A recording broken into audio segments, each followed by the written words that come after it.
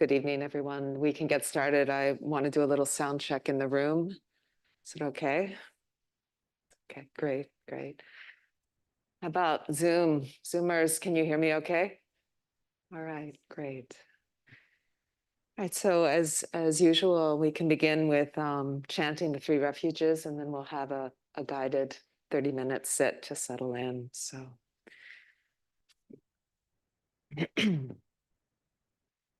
Buddham Saranam Gacchami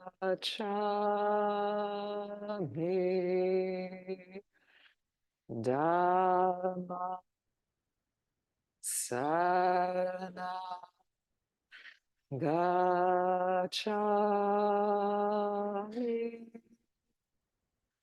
Sangha Saranam Gacchami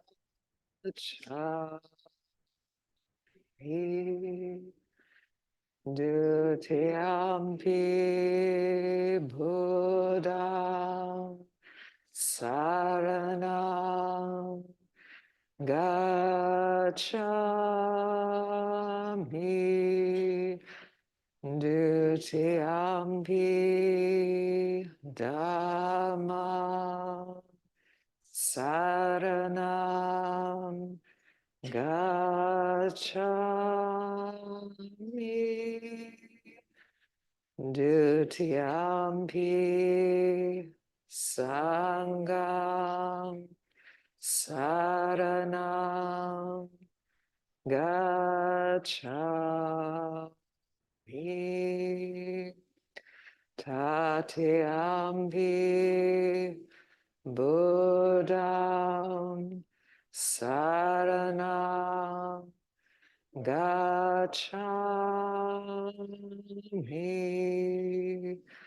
Tatyampi Dhammam Saranam Gacchami Tatyampi Sangham Saranam Gacchami.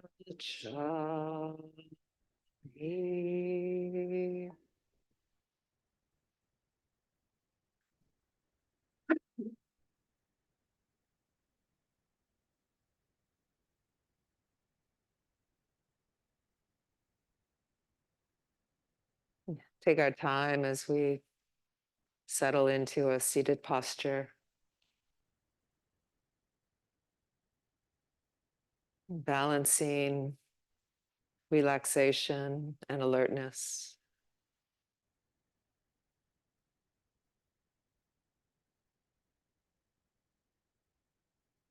Finding places of subtle tension in the belly, in the face, maybe the heart area, just that we can soften into, release a little bit more into gravity.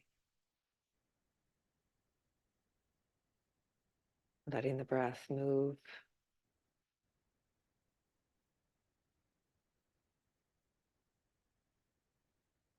Bit by bit, the body drops.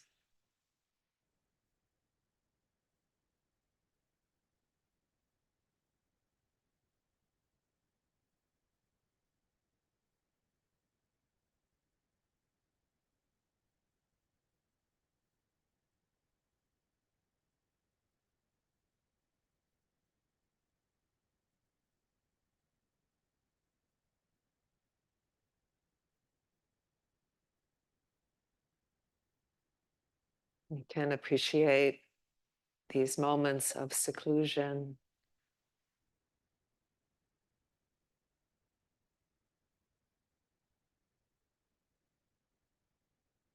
and in our own way, finding ways to drop our anxious habits of mind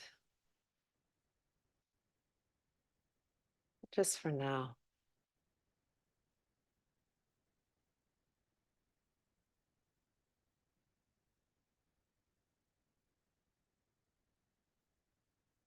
coming fully into the moment, into our experience of our body.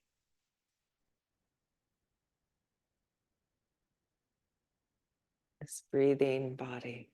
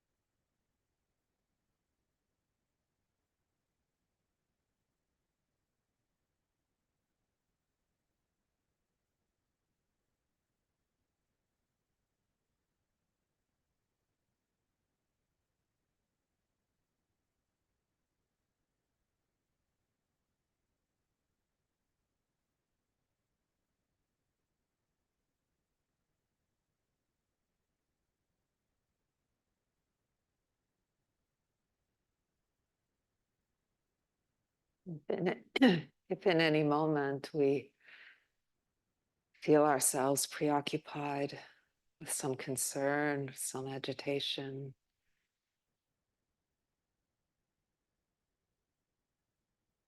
well, we can, in the very next moment, touch into the body and notice the print that that activity of mind leaves.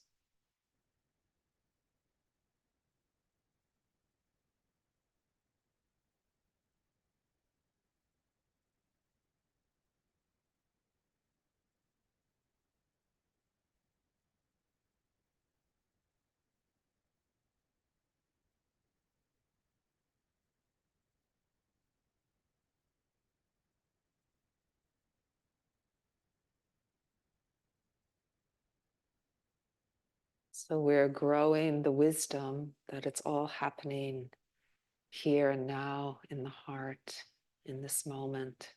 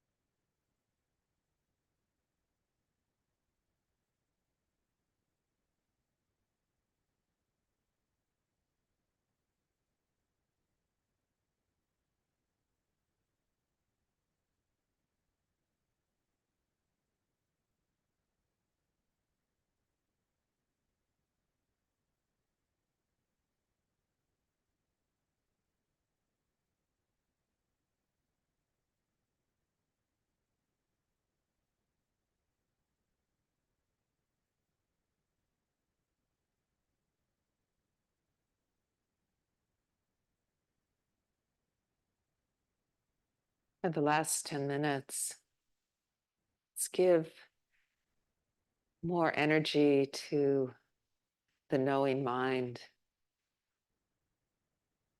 Doesn't matter what's being known, whether it's a sensation in the body, a thought moving through, an image.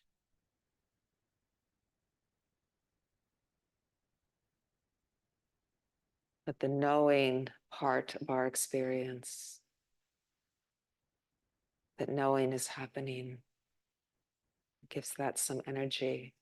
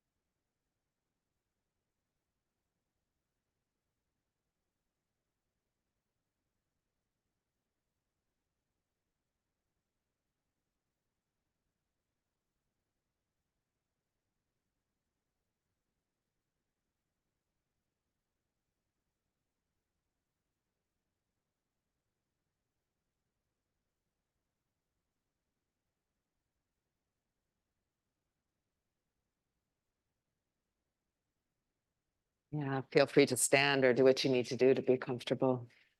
Just.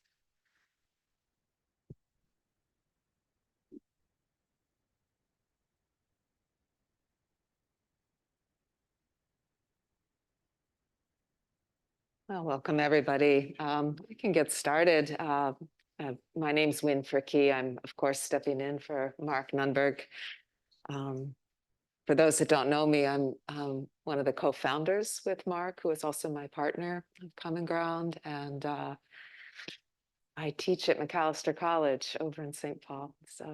But I'm always really happy to come in and talk about the Dhamma. And tonight, it's about right speech or wise speech as part of cultivating our wholesome relationships.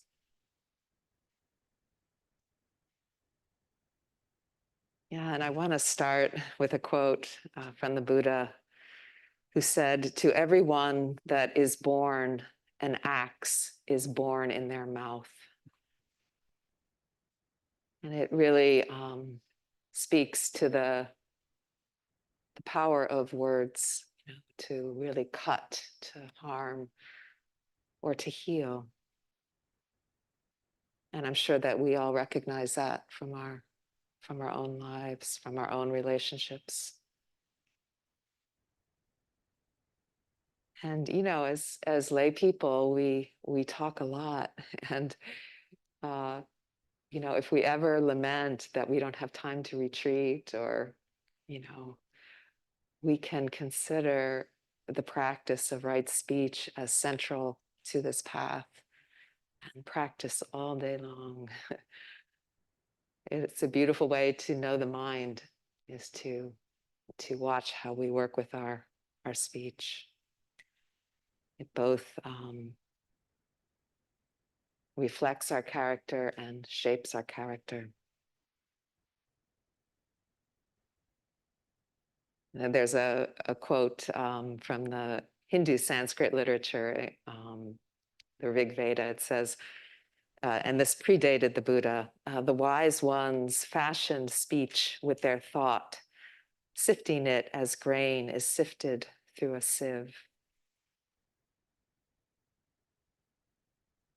Yeah, I really like this idea of a kind of deep sensitivity to our words, and I think it requires a conscious intention, like to frame our practice, to bring attention, to bring mindfulness to how we use speech, because otherwise, things move quickly. Encounters with people are quick, and our sankharas will lead the show if we're not attentive. We've all had that experience of just tumbling forward with our speech and without a lot of sensitivity or thoughtfulness. So right speech or wise speech is the third of the 8 factors, the Eightfold Path. And it's also the 4th precept. So it has a central place. I want to talk about it in terms of what the Buddha said in terms of its place in the Eightfold Path.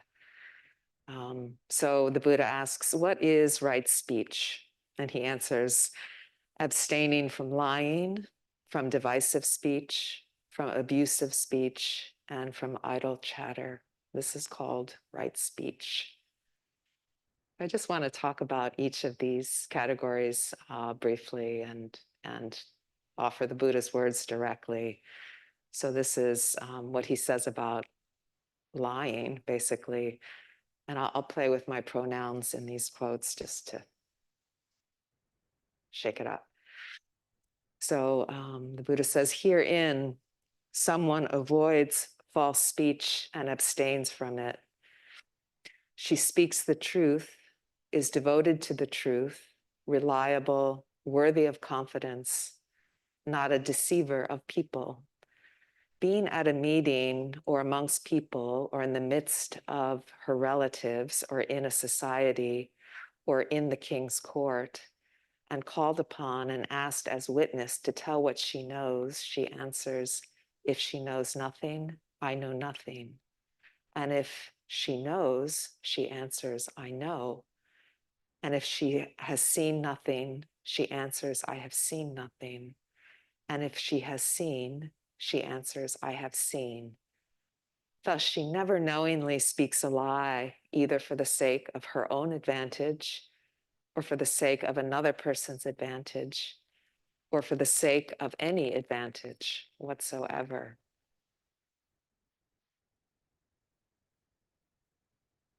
We, if we're someone who can be relied upon to speak truthfully, we give the gift of trustworthiness. And we spare people of doubt and confusion.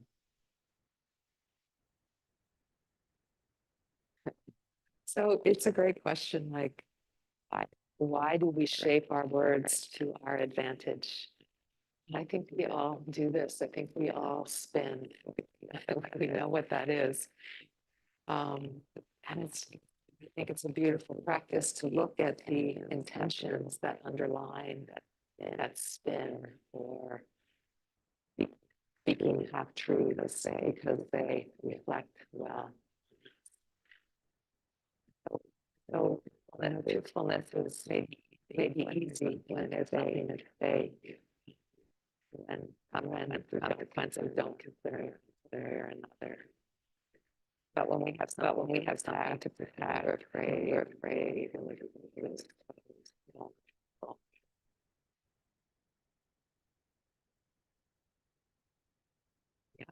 yeah,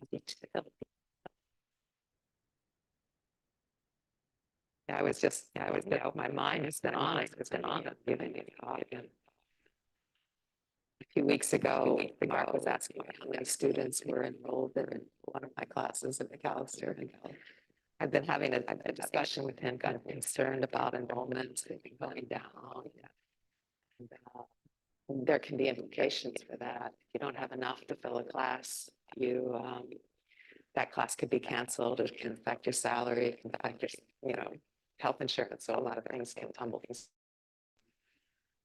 there's a little sensitivity for me, a little vulnerability, and when Mark asked me, I noticed I said a number that was slightly higher than the actual number.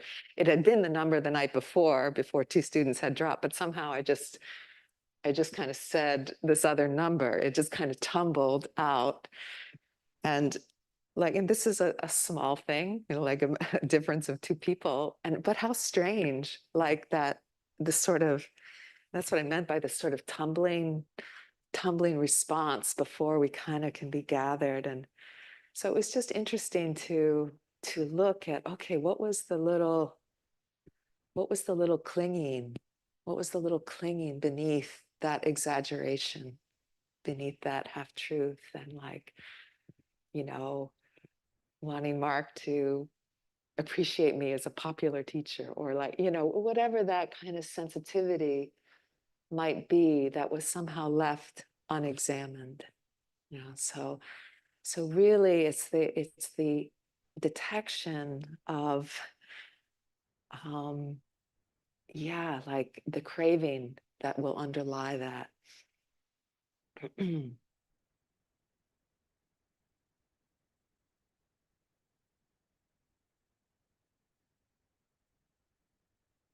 And this is the Buddha's words to his son Rahula. He says, Rahula, do you see this bit of water left in the bowl? Rahula answered, yes, sir.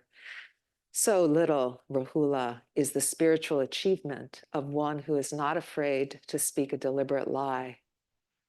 Then the Buddha threw the water away, put the bowl down, and said, do you see, Rahula, how that water has been discarded? In the same way, one who tells a deliberate lie discards whatever spiritual achievement he has made. I think this is really important, the prominent place of truth-telling in the path. One of the meanings of Dharma is truth. And if we're going to align with the Dharma, we need to align with the truth. When I was on retreat and had a practice meeting with one of my teachers, Marcia Rose, a senior teacher in this tradition, and I can't remember what I reported, but I was always careful and kind of thoughtful about, what I selected to say. But there was one time where she said to me, don't make stuff up. It was a little shocking. And I didn't have this perception that I was making things up, but I did feel like I wanted to impress her. Like I just noticed, oh, there's that thing underneath, which I think is shaping my words, like in a really subtle way. And what was beautiful was to notice that clinging and to relieve myself. She relieved me of that clinging, like, oh, Wynn, nothing to impress, nothing to prove. What are you seeing? Clear, simple, just report that. I don't need to create anything. I don't need to make anything up. It was so powerful, a powerful instruction. The Jataka tales, maybe you've heard of them. They're just a series of stories about the Buddha's many lives when he was a bodhisattva in training to become the Buddha. And it's said that throughout the Jataka tales that he broke every precept except his vow to speak truthfully. And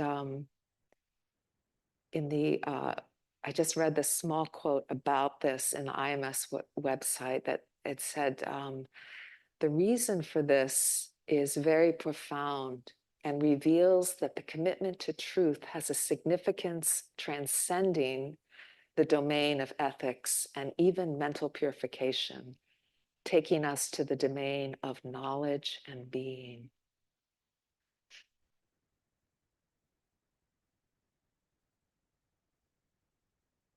This is Bhikkhu Bodhi.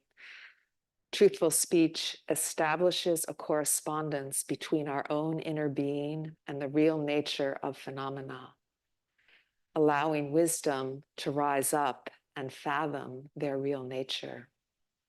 Thus, much more than an ethical principle, devotion to truthful speech is a matter of taking our stand on reality rather than illusion, or the truth grasped by wisdom rather than the fantasies woven by desire.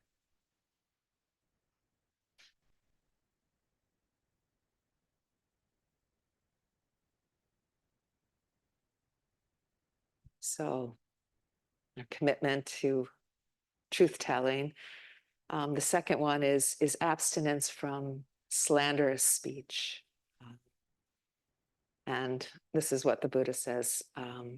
He avoids slanderous speech and abstains from it. What he has heard here, he does not repeat there, so as to cause dissension there.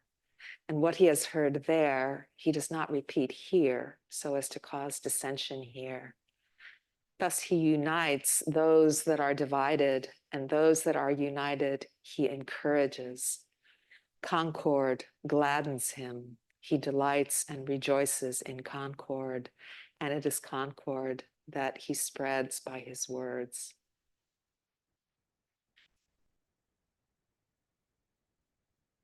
Yeah, I was thinking about like just the power of our conversations to cause division in community, in our workplaces, even in our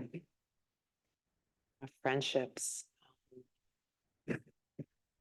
And I think of like, for instance, a time where I felt slandered myself and how deeply painful, like how bruising, how insulting and scary. And then how I spoke about that to others. And it was a kind of way of affirming my view, of forming an ally, right? Like, and in a subtle way, discrediting this person that had slandered me. So like, and And not to say that there's a problem with that, but it's like the truth was that underneath that was very happy to see that person's downfall, and I would be quietly rejoice in their failures. So like when we see that that's in the heart, like, and if that's kind of fueling the conversations around that, um, and it can be done in the sweetest tones. It can be done, you know, with the sound of reason and maturity. But if like that's in the heart, it's for our own benefit to really see that clearly. In that quote about the axe in the mouth, the Buddha said, with unwholesome speech, we cut ourselves with the axe.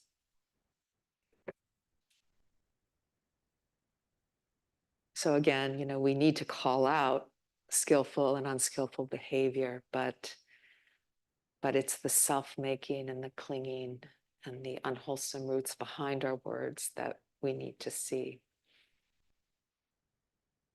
And I think that can be something subtle too, like in pointing out the faults of others. Like, what is the gain? What is the gain we feel calling out someone's faults? Like, there can be a subtle sense of separation and superiority. That's the intention that fuels that. The need to solidify ourselves, which of course is a false promise. So abstaining from lying, from slanderous speech, from harsh speech.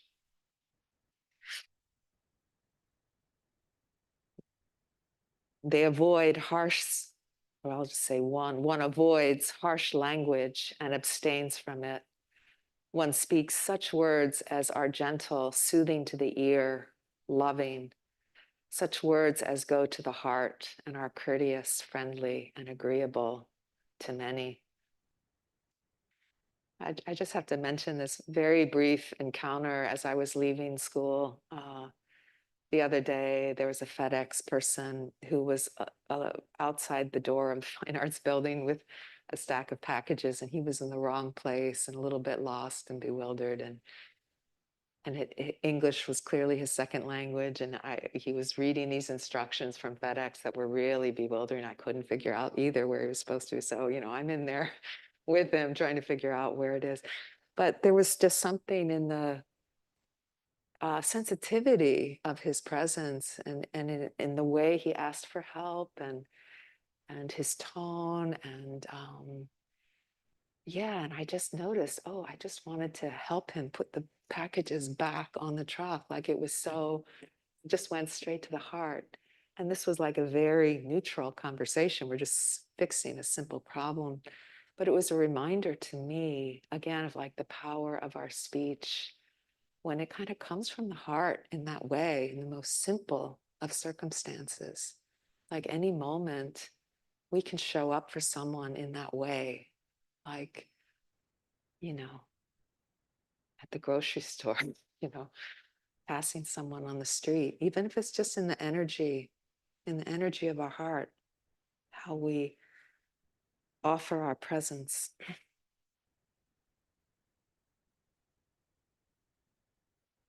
I know when, Mark and I are in a tiff and, we're disagreeing about something, we have a different idea of what happened, or our perceptions of reality are like really different. And we can become like litigators, like making our point, right? Has this hard edge, and we've all been in those situations, and how painful, right? How painful to feel unaligned with someone's like reality, and all that, um, and Thich Nhat Hanh's words often come to me: if it isn't spoken with metta, it isn't true. It's a high bar, and I believe that. I believe that. pleasing or displeasing. The Buddha also said our speech may be pleasing or displeasing. That it would cause displeasure in the hearer is not necessarily a barometer. Even when spoken with metta, our words might be hard to hear.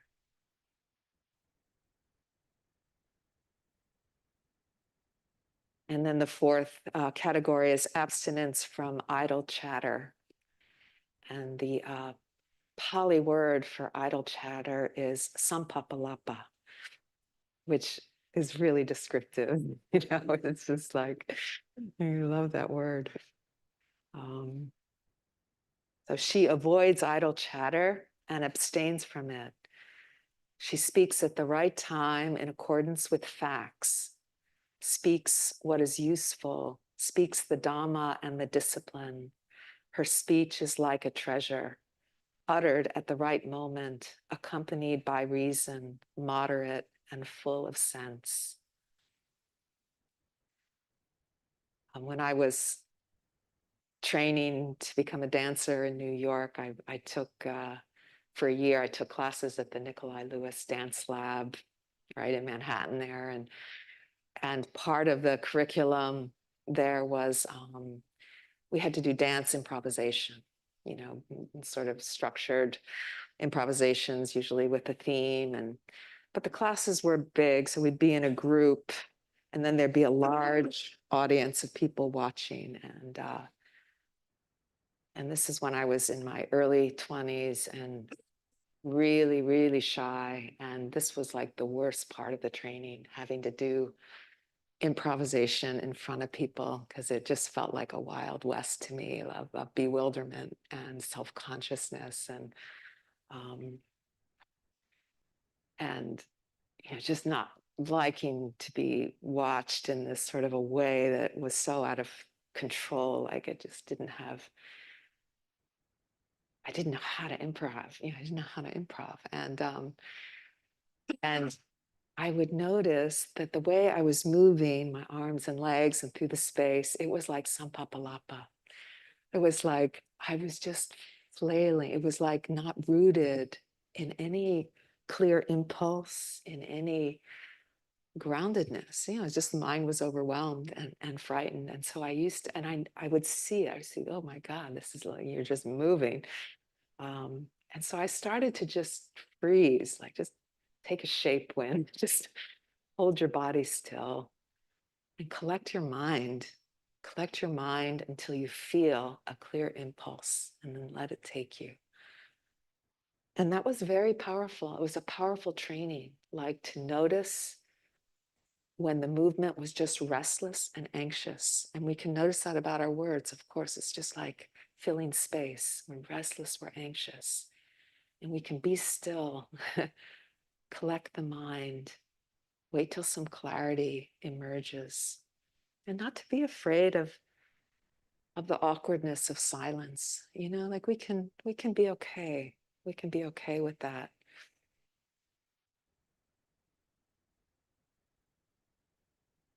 I also I teach some courses that have a writing as argument emphasis. So you know, students have to learn how to form a thesis and structure an argument with their topic sentences and, you know, internal paragraph organization. So there's this whole structure that students have to learn. And I notice with some students, you know, and I've been reading these papers for years and years, and I get some students really get the structure down. You know, they get the thesis, they get their topics, but the paper can have a kind of vacuum, like why would they want to write this, and why would I want to read this kind of feeling. Like they're just filling space. And it made me realize really the hardest part of writing a paper is to connect with what they care about, like to be grounded in where things are meaningful to them. And I think we can do this no matter what the circumstances. We locate kind of, you know, we're grounded in our aspiration. we're grounded in what we want, and that everything that will flow through everything we do. And so it just made me appreciate kind of like the Sampapalapa of many papers, because there's not a mooring. There's not like a, or students had their interest elsewhere and just this was just getting it done. But I think you get the point, how important it is that what we care about, we stay very close to, and that inform our actions, that inform our speech.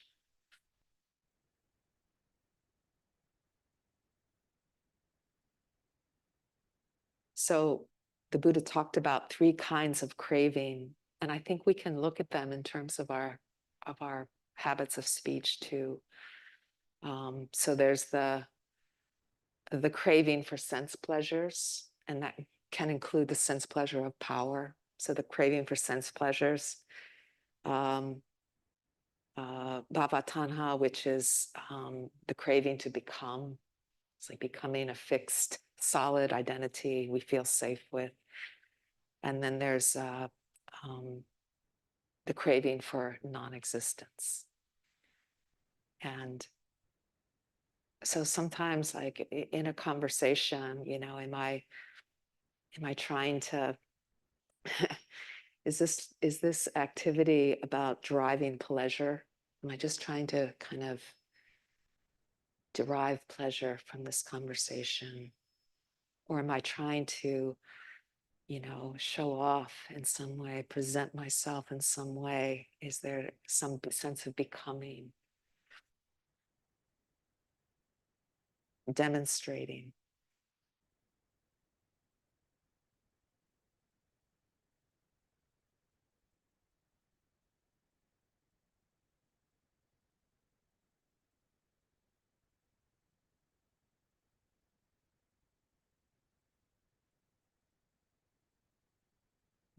Yeah. Yeah, I'll just add this example of,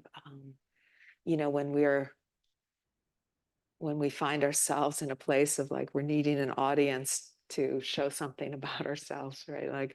Like what that is, and we're invested in others' perceptions of ourselves, and we all do that. We're invested in how people think of us, and it's can be such sensitive territory. And I was on a long retreat at Insight Meditation Society many years ago. It was my first long retreat, and on these retreats, you don't really, your gaze is mostly down, so you're not really taking people in. You kind of you see them peripherally, you see their shoes and get to know their feet and kind of just like whatever. But I would notice, even in this really limited way where access, I'm not kind of not outwardly paying attention to people, I would notice how many, this just sort of the flood of opinions, like perceptions I would have formed about people. And it wasn't intentional. It was just sort of, I noticed, oh, I'm continually forming perceptions around everybody. I have ideas about everybody in the room. And how unreliable, like someone, and self-referential. So it was often like an idea about someone, and an idea about something I liked about some, like I like, or I don't, So some of that like self-referential ideas, and someone that, maybe was like, oh, yeah, this person was somehow pleasing or whatever, and then they might do something in the lunch line, and then suddenly they're in the bad category, and how like I couldn't rely on my own mind with like just the just well, I think that the wonder was the mind's capacity to do that, the mind's way of doing that on and on and on. And when I could see like how fickle and how, I didn't want to invest in any part of my mind doing that. And it sort of broke the strong habit it tempered it to always be concerned about what everybody's thinking about me, which goes so deep, right? Like that goes to the root, you know. But to just get the nature of our minds, the way we form perceptions, their impermanence. I think it takes us to the refuges in a deeper way. Like, what are we really standing on? Where do we put our energy? Not that. Yeah. Mhm.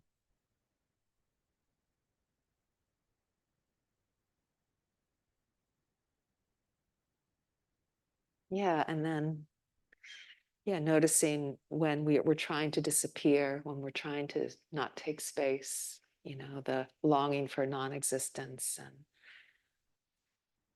and yeah, and I see that conditioning very much in myself, like not wanting to take space, not wanting to make waves, just sort of dangerous out there, you know.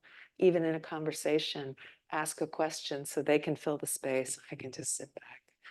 Like, what is that kind of hiding, longing for non-existence? So seeing that, seeing when we become remote, when we say no to engagement. So it's just getting to know these patterns, not to judge these patterns, but to see what is behind our speech, what is behind, you know, what is in the mind. This is a beautiful quote by Audre Lorde. Um, she's an African American writer and activist. She said, "When we speak, we are afraid our words will not be heard nor welcomed. But when we are silent, we are still afraid. So it is better to speak."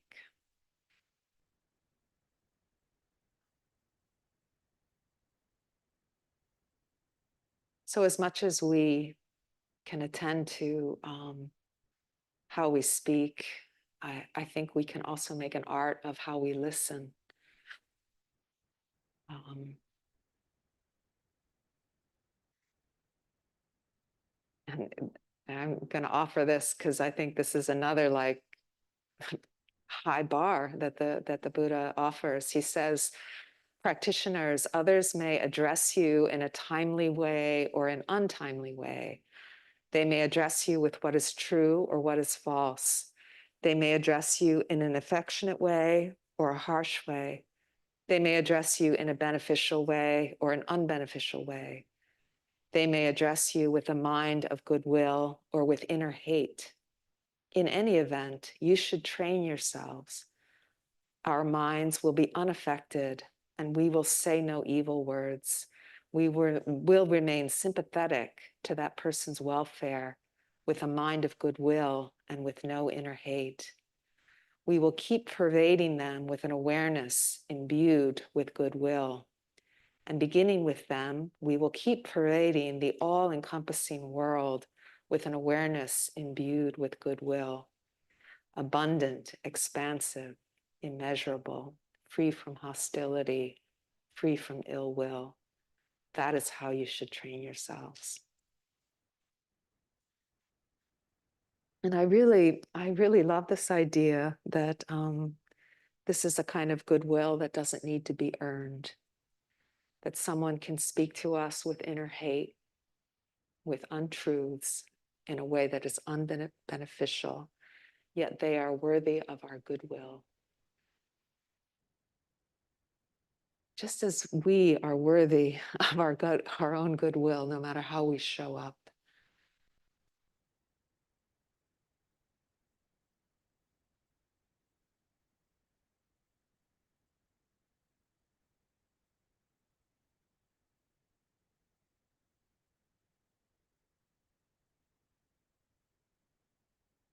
Yeah, and this doesn't, and this is saying what's in the heart. It's not saying our actions. It's not saying we become a doormat mad, as you know, of course. It's like if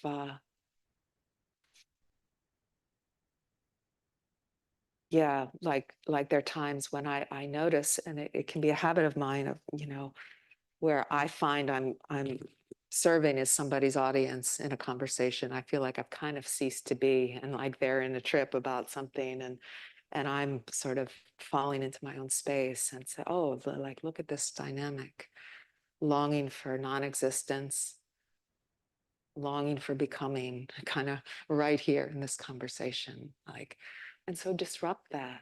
I'll find a way, to respond appropriately, creatively. There's no rule book here, but at least we know the forces that are happening.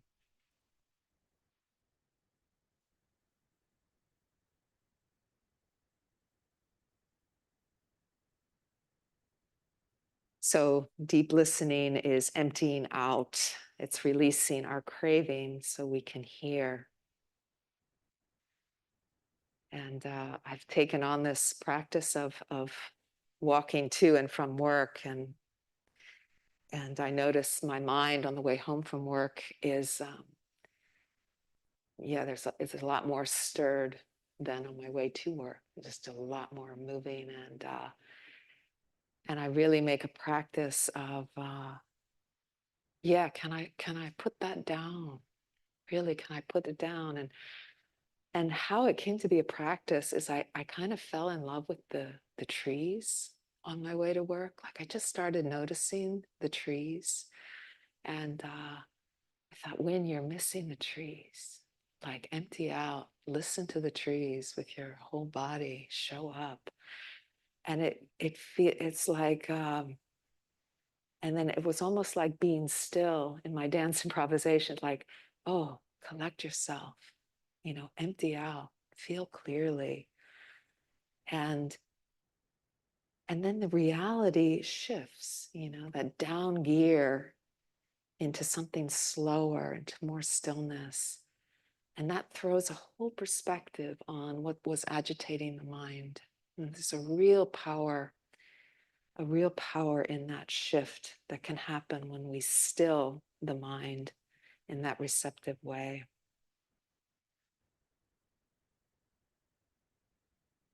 So it's like a dissolution of craving, and then like new realities emerge. And I want to read this from Ajahn Chah from his collected teachings.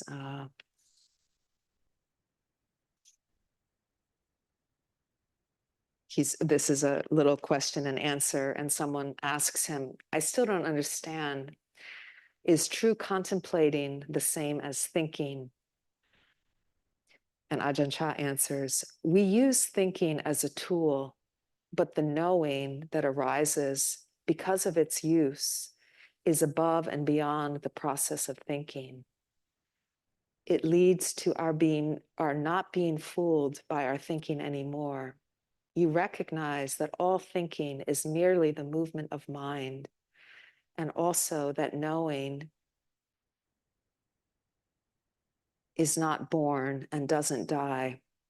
What do you think all this movement called mind comes out of? When we talk about what we talk about as the mind, all the activity is just the conventional mind. It's not the real mind at all. What is real just is. It's not arising and it's not a passing away.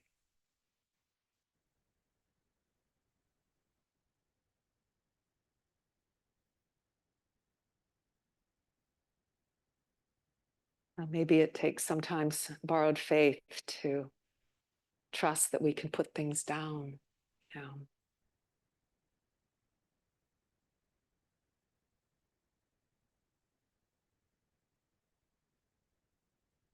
Okay, I'll just end with this poem by Mark Nepo, and then we can go into small groups. It's called On the Ridge. He writes, we can grow by simply listening, the way the tree on that ridge listens its branches to the sky, the way blood listens its flow to the site of a wound, the way you listen like a basin when my head, so full of grief, can't look you in the eye. We can listen our way out of anger if we let the heart soften the wolf we keep inside.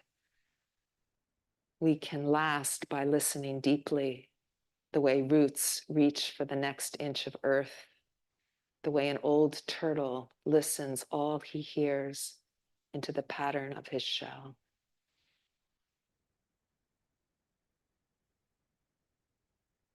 So it's a small group night, and we could frame the discussion like, with these very high bars. How are we challenged, and what doesn't feel like, how is that possible? you know so what comes up for you, like, as the deep challenges to wise speech, and we can also just reflect on, yeah, in a time that we have spoken that really caused harm, and kind of how that landed. And then we could also think about a time that we spoke and it really was a cause for goodness. We set some healing in motion, or something like that. But just to kind of make real, um, yeah, just the power of our speech. Um, yeah, so I think, let's see, Maggie, do you take care of the folks online? Is that how it works? Yeah, yeah. So um, maybe just how does, like, groups of 3 to 4? Does that sound good?